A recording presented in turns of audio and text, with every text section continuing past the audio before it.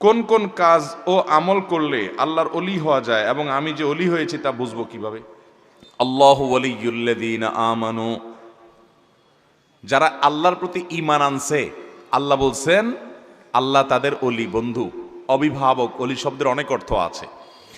তো আল্লাহর ওলি হওয়ার জন্য প্রথম কাজ হলো আল্লাহর প্রতি ঈমান আনতে হবে। কি করতে হবে ভাই? ঈমান আনতে হবে। তাহলে আল্লাহর সাথে আপনার গোলামীর সম্পর্কের পাশাপাশি বন্ধুতার সম্পর্ক আপনি স্থাপন করার মতো সৌভাগ্য অর্জনকারী মানুষ হওয়ার পথে আগাতে পারবেন। ঈমান থাকতে হবে। নাম্বার 2, যে কোনো হারাম কাজ থেকে বেঁচে থাকতে হবে। হারাম কাজ থেকে, যেই কোনো হারাম কাজ থেকে বেঁচে থাকবেন, আল্লাহর ফরজ কাজগুলো করে চলবেন, আল্লাহকে সন্তুষ্ট করার পথে আগাবেন। ইনশাআল্লাহ আপনি আল্লাহর ওলি হওয়ার পথে আগায় যেতে পারবেন। এখন কথা হলো আল্লাহর ওলি হয়েছেন কিনা বুঝবেন কিভাবে? ভাই, আপনি বোঝার উপায় হলো আপনি ঈমান আকীদা ঠিক রাখতে পারতেছেন কিনা, কবিরা গুনাহ ছাড়তে পারছেন কিনা, ফরজ কাজগুলো করতে পারছেন কিনা, আল্লাহর নির্দেশগুলো মানতে পারতেছেন কিনা। আলহামদুলিল্লাহ, আপনি মুত্তাকি হয়ে যাচ্ছেন, আপনি আল্লাহর নির্দেশগুলো মানতে পারছেন, হারাম থেকে বেঁচে থাকতে পারতেছেন।